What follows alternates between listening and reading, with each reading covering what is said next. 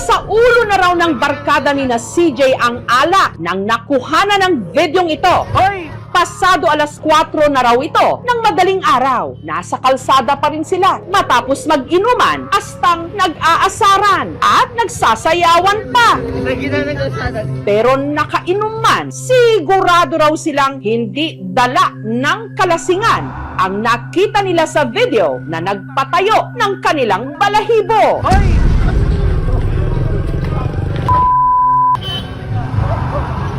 May napansin ba kayo habang tila sumasayaw-sayaw ang babaeng ito? Wala? Pues, tumingin kayo sa bandang kaliwa ng video sa pababang kalsada. Tila may naglalakad ding pababa. Ngunit ang nakakakilabot dito, ang naglalakad walang ulo. Kung nakita ko po yun, sobra po akong natakot. Kinalibutan po talaga ako nun. Ang tagal niya pong naglalakad sa video. Inuunahan na nila ang mga dudero't dudera. Hindi ito edited at lalong-lalong hindi AI. Katunayan, kilala pa raw nila ang lalaking pugot dahil sa suot-suot nito. Yung jacket, akin yun. Madalas niya kasi yung hinihiram sa akin. Paborito niya. At ang talagang magpapagewang sa atin sa kaba, ang tinutukoy nila na nakunang pugot ang ulo, 2 buwan ng patay. Gusto niya mag-reconnect sa amin that night. Kung baka may gusto sabihin sa amin. Anong nais ipahiwatig ng di umano taong pugot? Ang video, kuha sa kalsadang ito sa Barangay Inarawan sa Antipolo. Nandito po yun, pababa po, biglang sulpot, hindi po namin alam kung saan nanggaling. Pero doon po kami nakapwesto sa may bandang dulo, sa may kabilang kalsada. Nangyari po siya, around 4:03 AM to be exact. Wala talaga siya katao-tao kahit mga sasakyan. Inisip ko po na baka edited lang. Sa gulat ako, parang napaka-serious po ng mga sinasabi nila sa GC namin. Kinalibutan po talaga ako nun. Ang tagal niya pong naglalakad sa video. Ngunit hindi lang daw takot ang naramdaman ng kaibigan nilang si Craig. Meron kasi siyang napansin sa suot, pati na sa kilos ng na-videohan nilang parang taong pugot. Alam ko yung hubog ng katawan niya, kung paano siya maglakad. Yung jacket, akin yun. Yung white na yun yung couple namin na t-shirt. Tapos yung pants na yun yung madalas niyang laging sinusuot. Ang pinaghihinalaan nilang taong pugot, walang iba kundi ang di umano kabarkada nila at partner ni Craig na si Mark na 2 buwan na ang nakararaan ng sumakabilang buhay. Kinilabutan ako. Umiyak po kasi ang tagal ko na siya kasing hindi nakikita. Tapos dun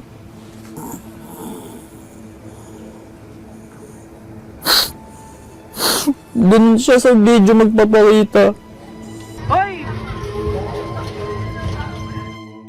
Alam ko na siya yun. Ang mga damit ni Mark na kapareho raw ng suot ng taong pugot na itabi pa ng ina ni Mark na si Irene. Ito po yung damit po nung huling pasok po niya sa trabaho na nakitaan po sa video. Wala po akong balak tapon. Itatago ko po to kasi ito na lang po alaala niya sa akin. Nagulat ako, umiyak ako. Tugmang-tugma po yun dun sa huling nakita ko siya nakadamit ng ganun. Sabi ko, bakit makalipas ng 40 days, bakit ganun pa rin? Parang sariwa pa rin yung mga nangyayari. Ano ang mensahe na gusto niya iparating sa akin? Si Mark, 4 na taong naging partner ni Craig. Hanggang nitong Setyembre, naging ahente si Mark ng sasakyan at tila raw siya'y buwinenas. Sa loob ng 1 week, nakakabenta siya ng hanggang 5. Tuloy-tuloy yung swerte sa kanya. Pero makalipas lang ang ilang linggo, Bigla na lang siyang parang nagkaroon ng sakit, pabalik-balik na sakit sa ulo. Napapansin ko siya, parang meron na siyang mga jerky movement. Tapos hanggang sa maya-maya bigla siyang magsasalita ng mga parang hindi ko maintindihan na salita. Inaalog ko pero hindi pa din siya naagising. Bigla siyang dumilat. Parang nanglilisik na yung paningin niya. Nakaanongiwi na parang na-stroke. Tinakbo namin siya sa hospital. Ang resulta ng CT scan, normal. Akala lang namin kulang siya sa sodium.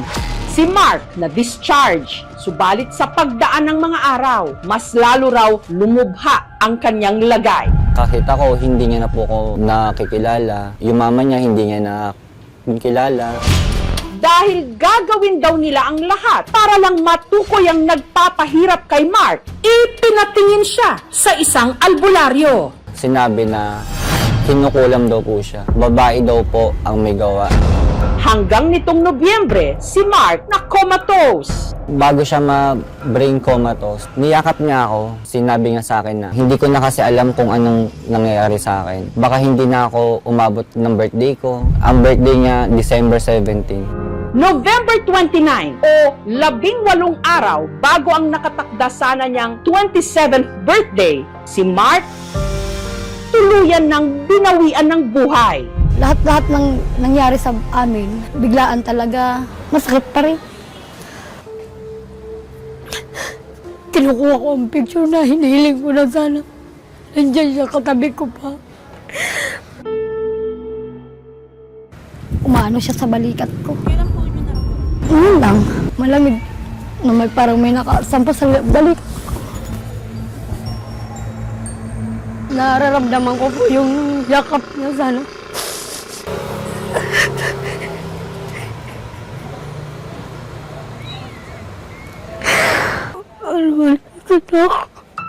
Ang biglaang pagpanaw ni Mark, pilit na hinahanapan ng paliwanag ni na Irene at Craig hanggang sa kanilang napagtanto ang sinabi noon sa kanila ng albularyo. Babae daw po ang may gawa. Ang tinutukoy raw nito, ang babaeng figurine na binili ni Mark na siya ring pinaniniwalaan nilang nagdala noon ng swerte sa kanya. Ang figurine na kamakailan lang din ay itinampok sa aming programa, ang Buena Fortuna. Ang figurine na nagdadala raw ng swerte, pero di umano, ayon sa ilang mga nakabili nito, may kapalit din daw na malas. June 2025, nung nabili raw ni Mark ang kanyang Buena Fortuna at tila totoo raw ang dala nitong swerte. Ang sari-sari store kasi ni na Mark, dumami ang customer. Dagsa po. Pumapasok sa amin sa isang araw nun, nasa 5,000. Yung bahay namin, napagawa niya agad. Napa-semento niya lahat yon. Si Mark, buinenas din daw sa trabaho. Sa loob ng 1 week, nakakabenta siya ng hanggang 5, ganyan. Tuloy-tuloy yung swerte sa kanya. Pero ang sunod-sunod na swerte, tila agad binawi ng si Mark. Nagkasakit. Tapon lahat. Parang isang iglap kulang pa. Palipat-lipat po kami ng doktor. At kaya raw nila pinaghihinalaan na gawa ito ng nabili ni Mark na Buena Fortuna dahil makailang beses din daw itong nagparamdam kay Mark.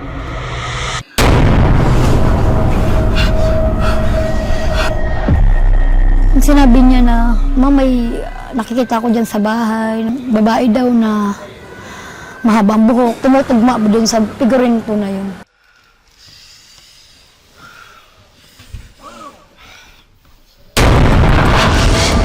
Ang Buena Fortuna ba talaga ang dahilan kung bakit swinerte, nagkasakit, hanggang tuluyang namatay si Mark?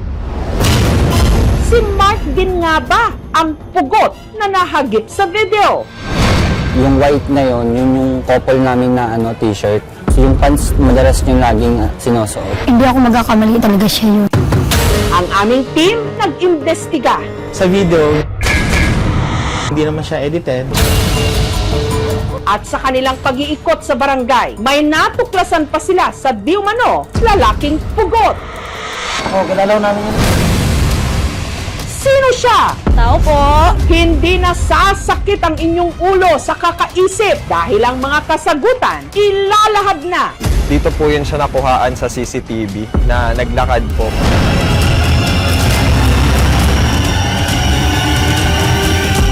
Sa aming pagbabalik. Tao po!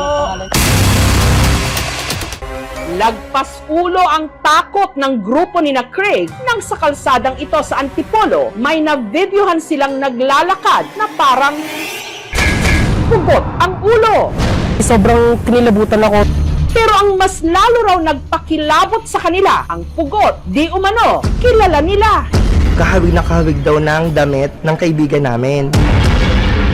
Ito raw ang kabarkada nilang si Mark na namatay nito lang Nobyembre. Yung jacket, akin yon.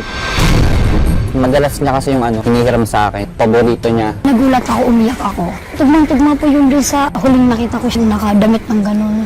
At pinaniniwalaan naman nilang dahilan kung bakit matapos ang sunod-sunod na swerte, bigla namang nagkasakit at namatay si Mark. Walang iba raw, kundi ang sumpang dala ng nabili nitong figurine na ang tawag, Buena Fortuna. Ang gaan ng pasok sa amin ng pera.